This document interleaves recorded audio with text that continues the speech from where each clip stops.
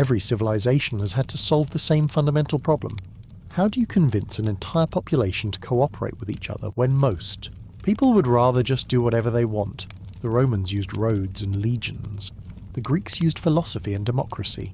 But the ancient Egyptians came up with something far more elegant and far more disturbing. They convinced their people that death was homework. Tonight, you're going to discover that the most sophisticated afterlife ever imagined wasn't about punishment or reward. It was about quality control. The Egyptian gods didn't rule through fear or love. They ruled through the ultimate performance review, one that lasted 70 days and determined whether you'd learned how to be human well enough to deserve immortality. But here's what will keep you awake long after this story ends. It worked. For over 3,000 years, the longest-running civilization in human history was held together by the belief that every single day was preparation for an exam you could only take once, administered by beings who had themselves failed the test of staying alive forever. You're about to witness the birth of gods from an act of cosmic masturbation, the first recorded murder in mythology, and the most bureaucratic afterlife ever conceived. You'll discover why cats were sacred, why crocodiles were worshipped, and why the ancient Egyptians spent more time thinking about death than any culture before or since, yet were arguably the most life-affirming people who ever lived. This is not a story about believing in gods. This is a story about gods who believed in homework, and the extraordinary civilization that grew up around the world's first comprehensive study guide for the afterlife. You are dead. This is not a metaphor or a thought experiment. You have just experienced the moment when your heart stopped beating, your lungs stopped breathing, and your consciousness began the transition from one state of being to another. But dying in ancient Egypt is nothing like dying anywhere else. Because the Egyptians understood something that most cultures refuse to acknowledge, death is not the opposite of life. Death is life's most important homework assignment, and you are about to discover that you have been preparing for this moment since the day you were born. Your body lies on a table in a workshop that smells of natron salt and sacred oils, where men who have dedicated their lives to the art of preservation are beginning the 70-day process that will transform you from a corpse into a candidate for immortality. But here's what makes this different from any other death you can imagine. You are still conscious. Your awareness has not ended with your heartbeat, but has shifted into a state that allows you to perceive realities that were hidden from you during life. From this new vantage point, you can see the true nature of existence, the cosmic operating system that the Egyptians spent 3,000 years learning to navigate.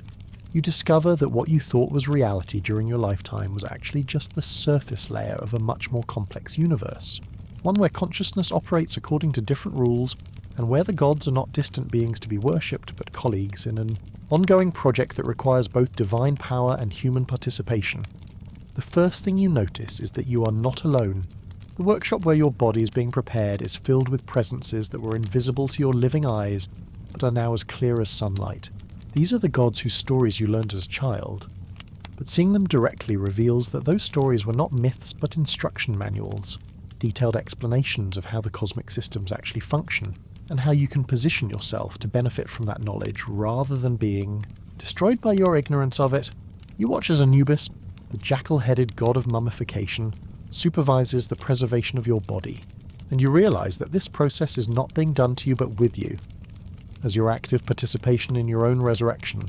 The removal of your organs, the desiccation in salt, the wrapping in linen strips, all of these procedures require your conscious cooperation, because immortality cannot be imposed on an unwilling soul but must be chosen and earned through understanding and effort.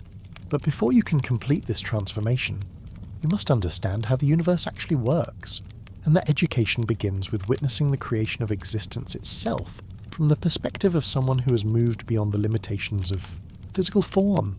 You find yourself floating in none, the primordial waters that existed before anything else, experiencing the consciousness of the cosmos before it decided to become conscious of itself.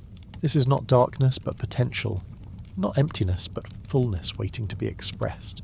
You are part of the undifferentiated substance from which all reality will emerge, and you can feel the moment when that substance becomes aware of its own existence and makes the decision that will change everything. This moment of cosmic awakening is not gentle or gradual, but sudden and violent, like waking from a deep sleep to discover that you're drowning, and must choose between struggling to the surface or surrendering to the depths. Atum rises from these waters not through divine command or cosmic accident, but through an act of will so fundamental that it creates the very concept of individual identity. But the method by which this first god creates the next generation reveals something shocking about the nature of divine power. It is not abstract or spiritual, but profoundly physical, rooted in the same biological drives that motivate all living beings. Atum masturbates into his own mouth, and from this act of self-fertilization emerge Shu and Tefnut, the gods of air and moisture. This is not a crude detail included for shock value, but the most honest creation myth ever recorded, because it acknowledges that even divine consciousness must work through material processes to achieve its goals. The sacred and the sexual are not opposites, but partners, and the act of creation is inherently connected to the same impulses that drive all life to continue existing. What follows is a cascade of generation that establishes the basic structure of reality. Shu and Tefnut create Geb and Nut, earth and sky, who in turn produce Osiris, Isis, Set, and Nephthys, the gods whose relationships will determine how civilized society functions, and how individual souls navigate the challenges of mortal existence. But you quickly discover that this is not a family tree in any conventional sense, but an organizational chart, a diagram of the different types of consciousness required to maintain a universe where complex beings can exist and grow. Osiris represents the principle of order that makes civilized life possible, but his perfection contains within it the seeds of its own destruction, because a universe that contains only order and no chaos would be a static place where nothing could change or develop. His brother Set embodies the chaotic forces that disrupt established patterns, and while this disruption can be destructive, it is also necessary for growth and innovation. Their conflict is not a simple story of good versus evil, but a complex exploration of the tensions that exist within any functioning society. Osiris's golden age shows what human life can become when guided by wisdom, and justice communities organize themselves according to laws that protect the weak. Farmers learn to work with natural cycles. Craftsmen develop skills that transform raw materials into beautiful objects. But this prosperity creates conditions that make Set's jealousy inevitable, because chaos cannot tolerate the existence of perfect order any more than order can tolerate unlimited chaos. The murder of Osiris is the most important event in Egyptian mythology, because it demonstrates that even divine beings are subject to the same vulnerabilities that plague all conscious entities. They can be deceived, betrayed, and destroyed by those they trust most completely. Set's method is particularly cruel because it perverts the very hospitality and celebration that makes civilized life pleasant, turning a joyful gathering into a scene of treachery and violence. But watching this betrayal from your post-mortem perspective reveals something that is invisible to living beings. The murder is not just an attack on Osiris as an individual, but an assault on the cosmic principle he represents. An attempt to prove that order is weaker than chaos, that civilization is more fragile than barbarism. The chest that Set uses to trap his brother is not just a murder weapon, but a coffin, a premature burial that forces Osiris back into the womb-like darkness from which all life originally emerged. Set's decision to dismember Osiris's body and scatter the pieces across Egypt reveals the deeper logic of his attack. He is attempting to ensure that the principle of order can never be fully restored, that there will always be missing pieces, gaps in the system that chaos can exploit. This is not just personal revenge, but cosmic vandalism, an attempt to make the universe permanently unsafe for civilized beings. Isis's response to this catastrophe demonstrates the other side of divine power, the reconstructive force that refuses to accept destruction as final. Her search for the scattered pieces of her husband's body is the template for every act of mourning and restoration that has ever been performed. Every attempt by the living to honour the dead by ensuring that they are not forgotten or abandoned. But the most crucial detail of this story is that Isis cannot find all the pieces. Osiris's penis has been eaten by fish, making complete restoration impossible. This missing element is essential to understanding the Egyptian view of death and resurrection. Even divine magic cannot perfectly reverse the effects of mortality, cannot completely undo what violence and time have accomplished. The best that can be achieved is a resurrection that is incomplete, temporary, and focused not on returning to the past, but on creating possibilities for the future. The child conceived during Osiris's brief return to life is Horus, whose existence proves that something can survive the destruction of the individual, that consciousness can persist across the boundary between life and death, if it is properly prepared and supported. But Horus must grow to adulthood in hiding, protected from Set's attempts to eliminate any challenge to his usurped authority. and this period of concealment teaches him skills that his father never needed: cunning, adaptability, the ability to survive in hostile environments. When Horus finally challenges Set for the throne of Egypt, their conflict reveals that the choice between order and chaos cannot be resolved through simple combat, but requires a more sophisticated understanding of how these forces can be balanced and directed. The gods who judge this contest are themselves divided, because they recognize that both claimants represent necessary aspects of cosmic function. The trials that determine the outcome are increasingly bizarre and humiliating, demonstrating that the conflict between order and chaos operates on levels that transcend conventional morality or dignity. When the two gods transform themselves into hippopotamuses and compete to see who can hold their breath longer underwater, they are enacting a ritual that tests their connection to the primordial waters from which all life emerged. When Set attempts to assert dominance through sexual assault, he reveals that his power is fundamentally predatory, based on the exploitation of others rather than the creation of value. Horus's victory comes not through superior strength or noble character, but through his ability to turn Set's aggression back on itself, to use the chaotic force's own violence as a weapon against it. The trick with the lettuce, where Horus causes Set to consume his own semen, is not just a clever reversal, but a demonstration that order can triumph over chaos only by understanding chaos's nature and using that knowledge. Strategically, this divine conflict establishes the pattern that will govern Egyptian civilization for thousands of years. The pharaoh, as the living embodiment of Horus, must continuously fight against the forces of chaos that threaten to disrupt social order. But this fight never ends with permanent victory. Each generation must face the same challenge, must choose again between civilization and barbarism, order and chaos. But the most important insight that emerges from witnessing these divine dramas is that they are not simply stories but operational procedures, detailed instructions for how consciousness can navigate the transition from life through death to whatever lies beyond. Your own death is following the same pattern established by Osiris's murder and resurrection, and understanding this pattern is the key to successful completion of your own transformation. The 70 days during which your body undergoes mummification correspond to the 70 days that certain stars disappear from the night sky before being reborn, and this parallel is not coincidental but intentional. Your death is being aligned with cosmic cycles, synchronized with the same forces that govern the movement of celestial bodies and the changing of seasons. This alignment ensures that your resurrection will occur at the optimal moment, when the conditions for successful transition are most favorable. During this period of physical preparation, your consciousness exists in a liminal state where you can perceive realities that are normally hidden from living beings. You discover that the gods are not remote entities who occasionally intervene in human affairs but active participants in every moment of existence, present in every breath, every heartbeat, every decision that shapes the course of events. The cat that sits in the corner of every Egyptian home is not simply a pet but a living representative of Bastet, the goddess who protects domestic life from the dangers that threaten it.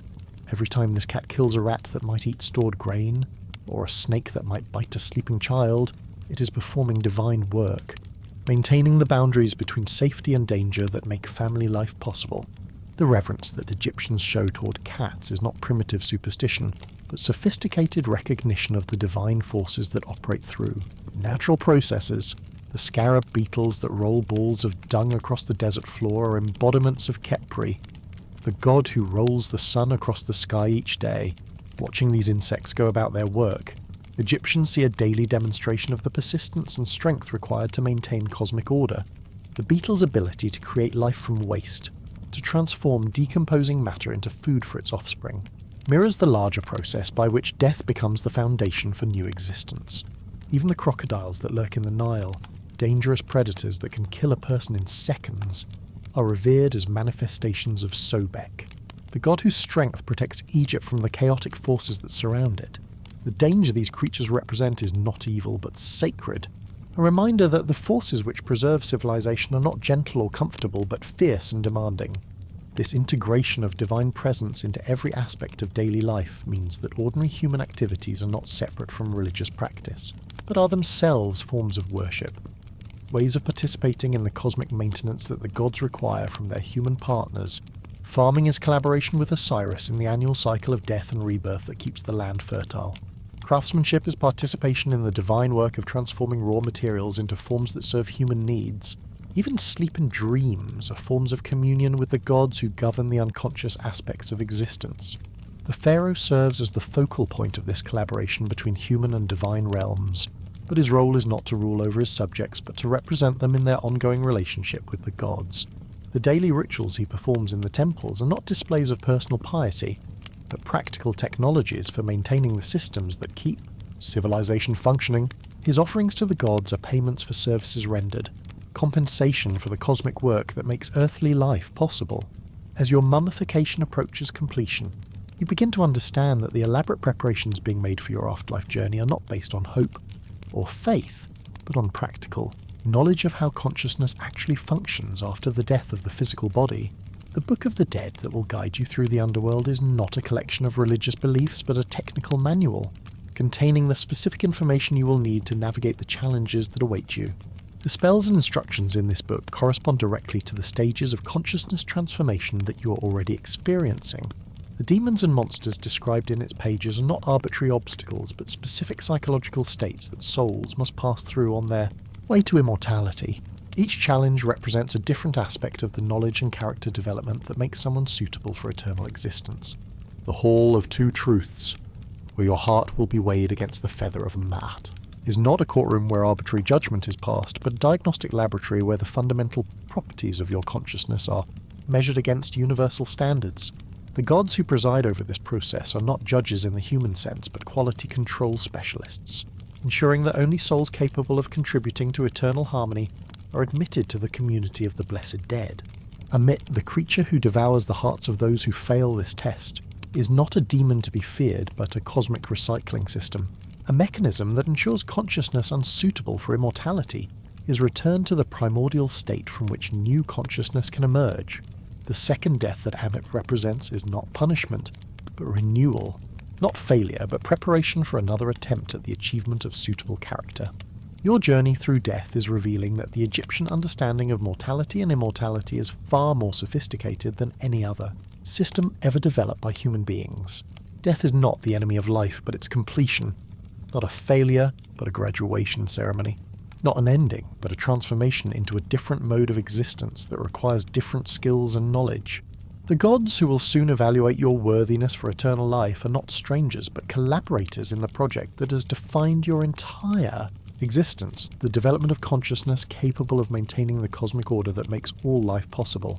They know you as intimately as you are learning to know them, because the relationship between human and divine in Egyptian culture is not one of worship, but of partnership in the ongoing creation and preservation of reality itself. Your heart, which will soon be placed on the scales of judgment, contains not just the record of your individual choices, but the accumulated wisdom of a civilization that spent 3,000 years learning how to prepare souls for immortality. Every act of justice you performed, every moment of courage you displayed, every time you chose truth over deception and cooperation over selfishness, you were adding your contribution to the great work of Mayat, the cosmic principle that keeps the universe functioning properly. The ancient gods of Egypt were never objects of distant worship, but intimate partners in the most ambitious project ever undertaken, the transformation of human consciousness into something worthy of eternal existence. Your death, which began this story, is not ending it, but revealing its true scope, showing that what you thought was your individual life was actually part of a vast collaborative effort between mortal and immortal beings to create a universe where consciousness can grow, learn, and eventually transcend the limitations of physical existence. Tonight, as you prepare for sleep in a world that has forgotten how to die properly, remember that for longer than any other civilization in human history, an entire culture organized itself around the principle that death is education, that every life is preparation for a test, and that immortality is not a gift to be received, but a qualification to be earned through the patient work of learning how to be conscious in ways that serve purposes larger than individual survival. Sleep well, and dream of a time when death was not the end of learning, but its ultimate goal. When gods and humans studied together for the same final examination, and when the greatest achievement of any life was to graduate into a form of existence that could continue forever because it had learned to create value rather than merely consuming it. Your journey begins in a place that existed before. Place had meaning, before space had been separated from time, before the concepts of up and down or here and there had been invented. This is Nun, the primordial waters that surrounded and filled everything before creation began, a state of pure potential that contained all possibilities but had actualized none of them. You float in this cosmic ocean not as a distinct being, but as part of the undifferentiated substance from which all existence will eventually emerge. In this timeless moment, you witness the first act of creation, which occurs not through divine command or cosmic explosion, but through a decision made by a consciousness that has become aware of its own loneliness. Atum, the self-created god, rises from the waters of none not because he is summoned or born, but because he chooses to exist. There is no grand proclamation, no burst of light, no moment of triumph. There is only a being deciding that existence is preferable to non-existence, and taking the actions necessary to make that choice meaningful. What follows is the most honest creation myth ever recorded, because it acknowledges that the act of creating life is fundamentally connected to the sexual impulse that drives all living things to continue existing. Atum masturbates into his own mouth, and from this act of self-fertilization emerge Shu, the god of air, and Tefnut, the goddess of moisture.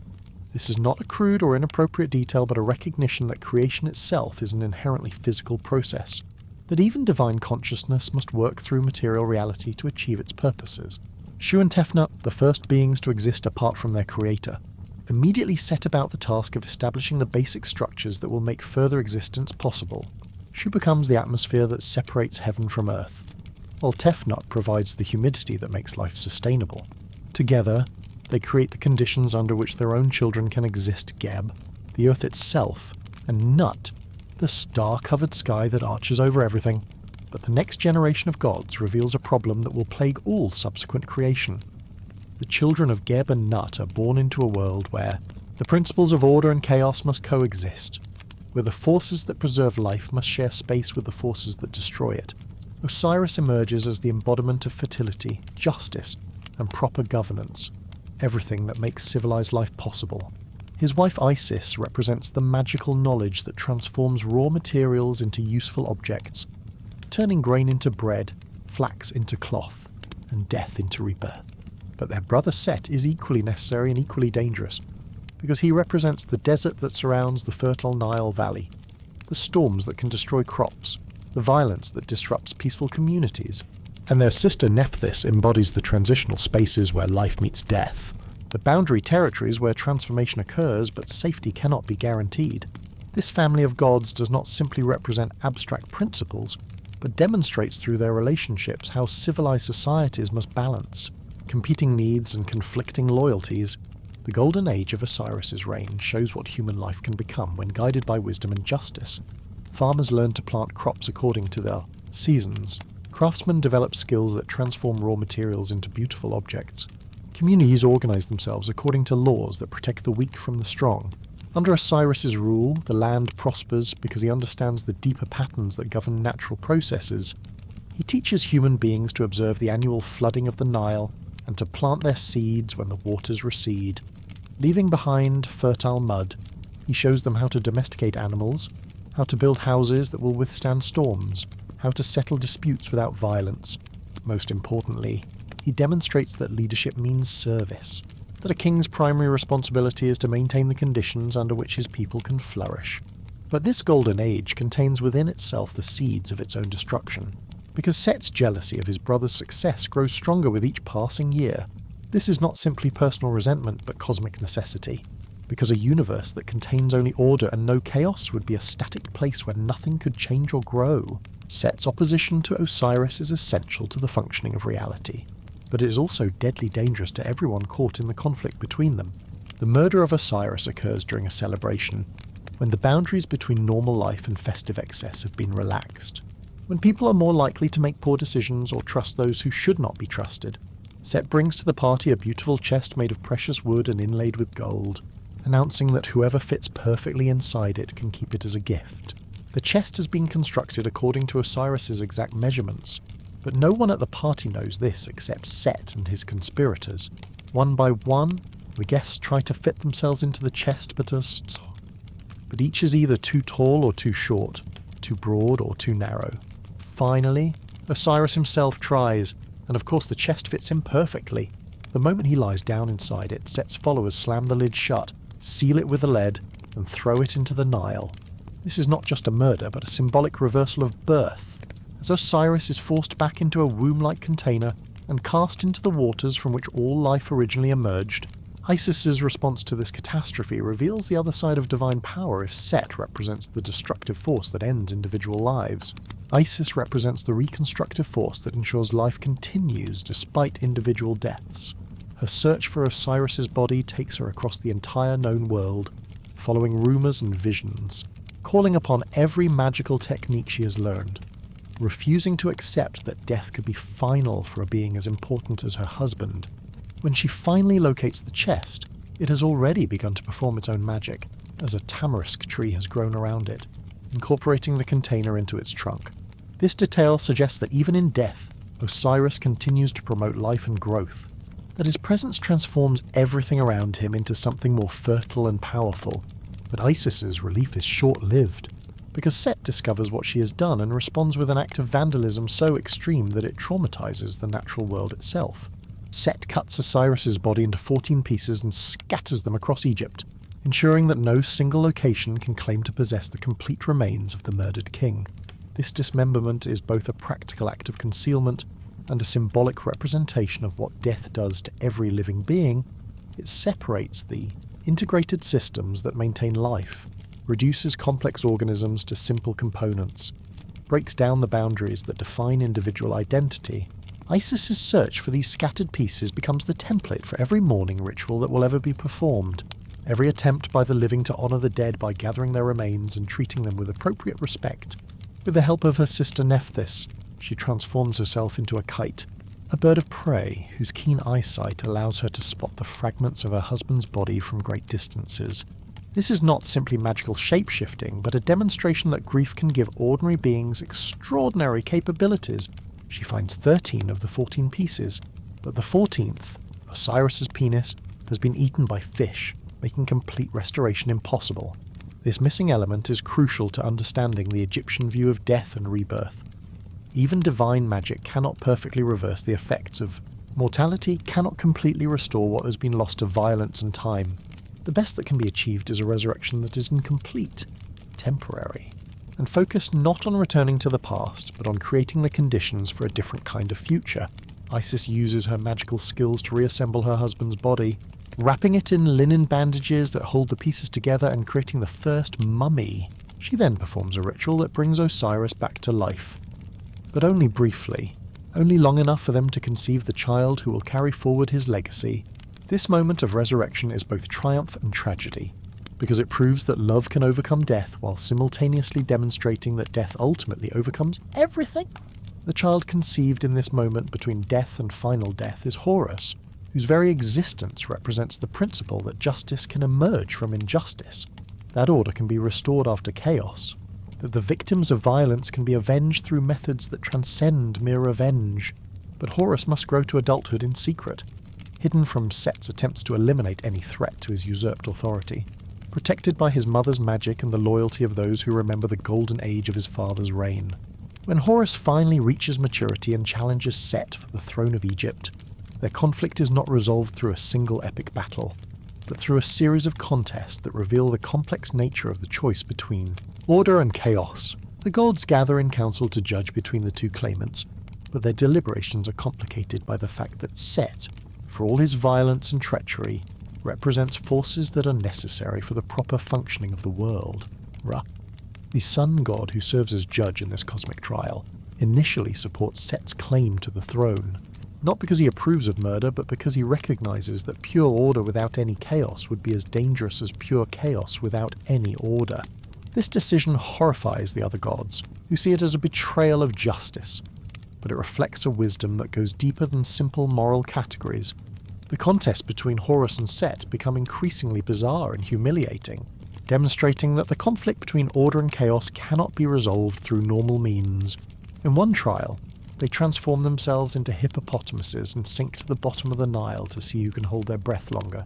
In another, Set attempts to assert dominance over Horus through sexual assault, but Horus tricks him into consuming his own semen mixed with lettuce, reversing the power dynamic and proving his cleverness. These stories are not simply entertaining, but serve as instruction in the kinds of intelligence required to maintain civilized society in the face of forces that constantly threaten to destroy it. Horus wins not through superior strength or noble character, but through the ability to adapt to circumstances, to use his opponent's aggression against him, to transform apparent weakness into unexpected strength. The final resolution of their conflict establishes the pattern that will govern Egyptian kingship for thousands of years. Horus becomes the rightful king of the living world, while Osiris rules over the realm of the dead, and Set is banished to the desert but not destroyed, because his chaotic energy remains necessary as a counterbalance to excessive order. This arrangement ensures that each generation must face the same choice between civilization and barbarism, that the victory of good over evil must be won repeatedly rather than achieved once and for all. As you observe these divine dramas playing out in the timeless realm where consciousness exists between death and judgment, you begin to understand that they are not simply stories but instruction manuals, detailed explanations of how the forces that govern reality actually function, and how human beings can position themselves to benefit from that knowledge rather than being destroyed by their ignorance of it. Your own death, you realize, is following the same pattern established by Osiris's murder and resurrection. Your body is being preserved through the same magical processes that Isis used to restore her husband, prepared for a journey through the underworld that will test your worthiness to join the community of the blessed dead. The Book of the Dead that will be placed in your tomb is not a religious text but a practical guidebook, containing the spells and instructions you will need to navigate the challenges that await you in the afterlife. The journey through Duyuwat, the Egyptian underworld, is not a punishment but an educational process. A final examination that determines whether you have learned during your lifetime the lessons necessary for eternal existence. The demons and monsters you will encounter are not arbitrary obstacles, but specific tests of the knowledge and character traits that make someone suitable for immortality. Each challenge corresponds to a moral principle or practical skill that you should have developed during your time among the living. The climax of this journey occurs in the Hall of Two Truths, where Osiris sits in judgment as the king of the dead, surrounded by the gods who will evaluate your worthiness for eternal life. This is not a courtroom in the human sense, but a cosmic laboratory where the fundamental properties of your soul are measured against universal standards of truth and justice. The ceremony that determines your fate is both terrifyingly simple and infinitely complex. Your heart, the organ that contains the record of every choice you made during your lifetime, is placed on one side of a balance scale. On the other side sits a single feather from the goddess Ma'at, the embodiment of truth, justice, and cosmic order. If your heart is lighter than this feather, if the weight of your sins has not made you too heavy with guilt and selfishness, you pass the test and are admitted to the field of reeds, where you will spend eternity in a perfected version of the life you lived on earth. But if your heart is heavy with unrepented evil, if you have lived selfishly and caused unnecessary suffering to others, then Ammit, the devourer of hearts, will consume your soul, subjecting you to a second death that is final and irreversible. Ammit is not a god to be worshipped, but a cosmic function to be avoided, a principle of elimination that ensures only souls capable of contributing to eternal harmony are permitted to continue existing. This system of judgment reveals the sophistication of Egyptian thinking about morality and social organization. Unlike religious systems that focus on obedience to arbitrary commands, the Egyptian afterlife judges souls based on their contribution to Ma'a, the principle that keeps the universe functioning properly. Living according to Ma'at means maintaining the balance between order and chaos, contributing to the prosperity of your community, treating others with the respect that makes cooperation possible. The gods who preside over this judgment are the same deities whose stories you have witnessed, but now you see them in their practical function as administrators of the cosmic system that sorts souls according to their fitness for eternal life. Thoth, the ibis-headed god of wisdom and writing, records the results of each weighing with perfect accuracy. Anubis, the jackal-headed god who oversees mummification, ensures that the scales are properly calibrated and cannot be tampered with. But the most important insight that emerges from this process is that the Egyptian gods are not remote beings who impose their will on passive, human subjects, but collaborative partners in a project that requires both divine power and human cooperation. The gods maintain the cosmic systems that make life possible, but they depend on human beings to maintain the social systems that make those cosmic systems effective in the world where actual people live their daily lives. This partnership becomes visible when you shift your attention from the realm of death and judgment back to the ordinary world where living people go about their daily business. The gods are not absent from this mundane reality, but thoroughly integrated into it, present in every household, every field, every workshop where human beings create the conditions for their own survival and prosperity. The cat that sits in the corner of every Egyptian home is not simply a pet, but a living representative of Bastet, the goddess who protects families from the dangers that threaten domestic life. The cat kills the rats that would eat stored grain, the snakes that might bite sleeping children, the scorpions that hide in dark corners. By caring for cats, Egyptian families participate directly in the divine work of maintaining the boundaries between safety and danger, order and chaos. The scarab beetles that roll balls of dung across the desert floor are not merely insects, but embodiments of Khepri, the god who rolls the sun across the sky each day, ensuring that the cycle of day and night continues without interruption. Watching these beetles go about their seemingly mundane business, Egyptians see a daily demonstration of the divine forces that keep the universe operating according to predictable patterns. Even the crocodiles that lurk in the Nile, dangerous predators that can kill a person in seconds, are revered as manifestations of Sobek, the god whose strength protects Egypt from the chaos that surrounds it. The same power that makes crocodiles deadly to individual humans also makes them effective guardians of the river system that sustains all Egyptian life. The danger they represent is not evil but sacred, a reminder that the forces that preserve civilization are not gentle or comfortable but fierce and demanding. This integration of divine presence into daily life means that every ordinary activity becomes an opportunity to participate in the cosmic maintenance that the gods require from their human partners. Farming is not simply food production, but collaboration with Osiris in the annual cycle of death and rebirth that keeps the land fertile. Craftsmanship is not merely the creation of useful objects, but participation in the divine work of transforming raw materials into forms that serve human needs.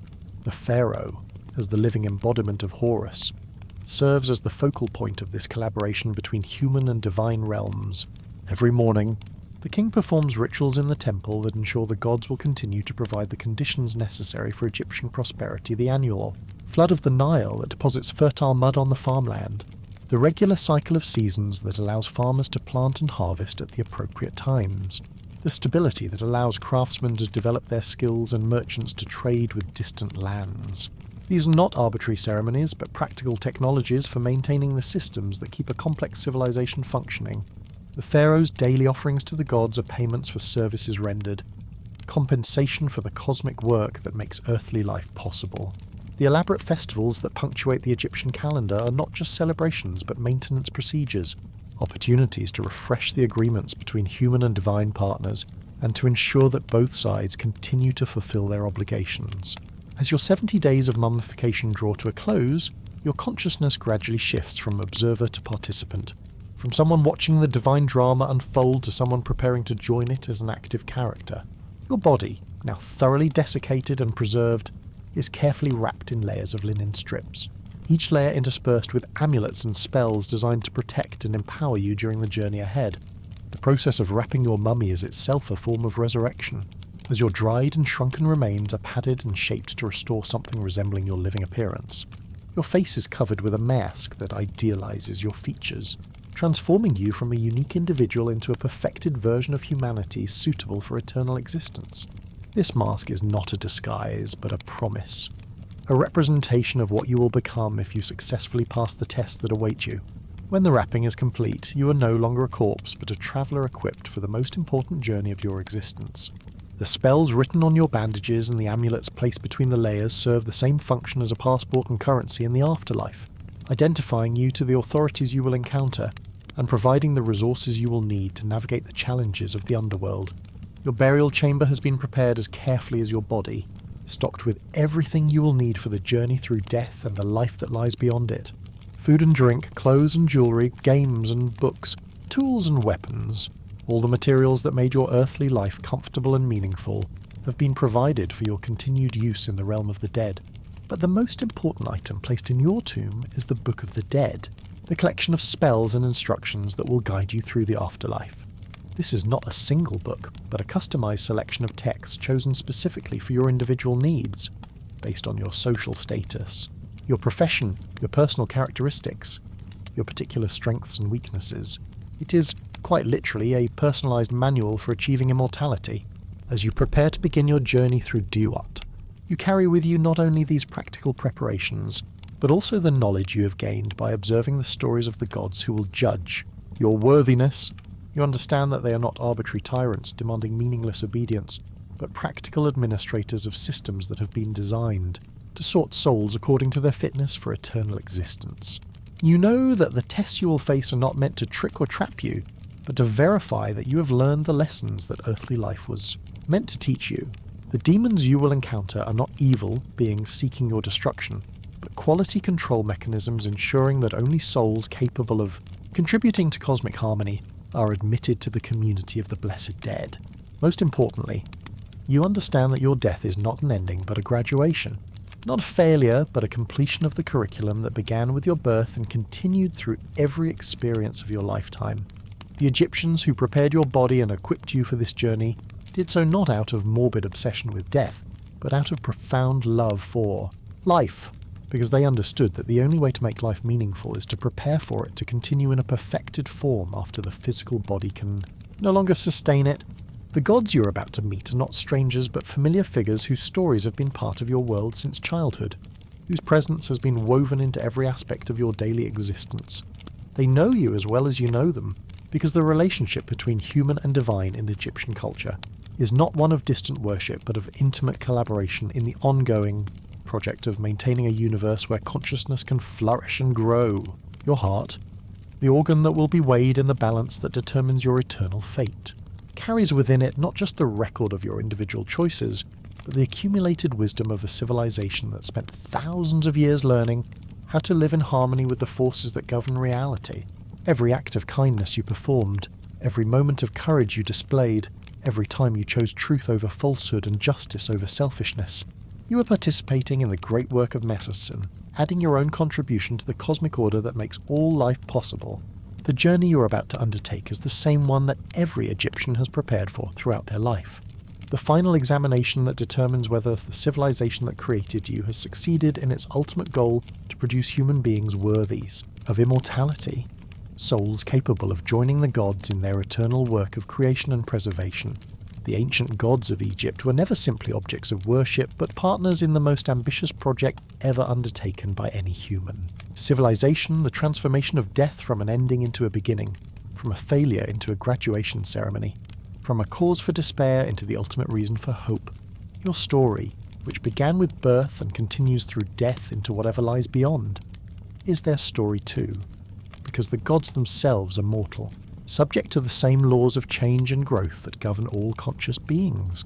Tonight, as you prepare for sleep in a world where death has been reduced to a medical event rather than a cosmic transition, remember that for 3,000 years, the longest-lived civilization in human history was organized around the principle that death is homework, that every life is preparation for a test, and that the gods themselves are studying for the same examination that awaits us all.